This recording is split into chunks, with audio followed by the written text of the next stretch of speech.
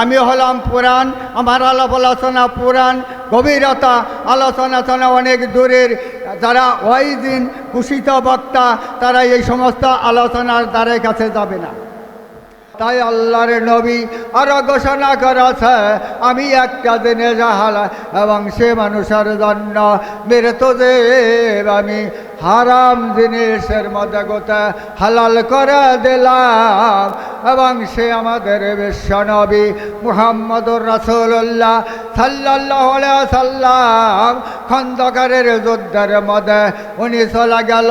বহু সাহাবীরা বহু লোক সংকট হয়ে যখন দীর্ঘ সময়ের জন্য ওই সেই খন্দকারের যুদ্ধের মধ্যে পরিশ্রম করতেছে, কয়েকজন সাহাবে মেলা ওই নদীর ধারে বেড়াইতে গেল এবং গিয়া দেখে বিশাল একটা নদীর ধারে মাছ পরে রয়েছে, বিশাল একটা মাছ পরে রয়েছে। আর মাছ অত বড় মাছ কোনোদিন দেখে নাই।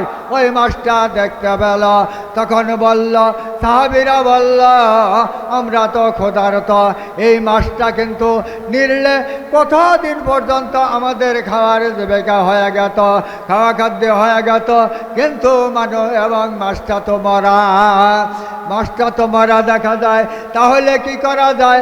কয়েকজন সাহাবী ওইখানে রয়ে গেল, আর কয়েকজন সাহাবী আল্লাহর নবীর কাছে চলে গেল। তখন গিয়া বলে, ইয়া রাসূলুল্লাহ, ইয়া হাবিবাল্লাহ, ও মুহাম্মদুর রাসূলুল্লাহ, আপনার কাছে একটা সংবাদ নিতে এবং দিতে আসলাম, এবং এই কথাটা কেমন হয়? তখন বলল, তোমরা বলো। তখন বলল, ওই নদীর ধারে আমরা বেড়াইতে গিয়েছি, ওখানে এত বড় একটা মাছ এবং সেইখানে এবং পরে রয়েছে, আমরা কত গুলিয়ে নিয়ামু আর কত গুলিয়ে এবং হারাম মনে করতেছি। মৃত্যু তো হারাম করা হয়েছে, রক্ত তো হারাম করা হয়েছে, শুয়োরের মাংস তো হারাম করা হইল। আল্লাহর নাম ভরসা করে যদি কোনো কাজ না করে আর কোনো গায়রুল্লাহর নামে এবং সে ভরসা করে শুরু করলো, এটাও হারাম করা হইল। তাহলে কি করা যায়? তখন আল্লাহর নবী দয়া করে সাহাবীকে বলল, তোমাদের জন্য এবং সেই মৃত্যু মাছকে এবং আজকের গুতে হালাল করে দেওয়া হলো। মাছ যত মরাই থাকে না কেন, তোমাদের জন্য হালাল করে দেওয়া হলো। মৃত্যু জীবের মধ্যে মাছ মরা খাওয়া যাবে এবং আর মৃত্যু জীব কোনোটাই মরা খাওয়া যাবে না। মুসলমানের জন্য, ইমানদারের জন্য হারাম করা হলো। শুয়োরের গোস্তর মতো হারাম মনে করতে হবে, রক্ত হারাম করা হইল। আর আল্লাহর নাম ভরসা ছাড়া গায়রুল্লাহর নামে যদি কোনো মানমানসিক করা হয়, হার জবা করা হয়, খাসি জবা করা হয়, আলেম দ্বারা জবা করা হইল, আলেমকেই খাওয়া দাওয়া করা হলো।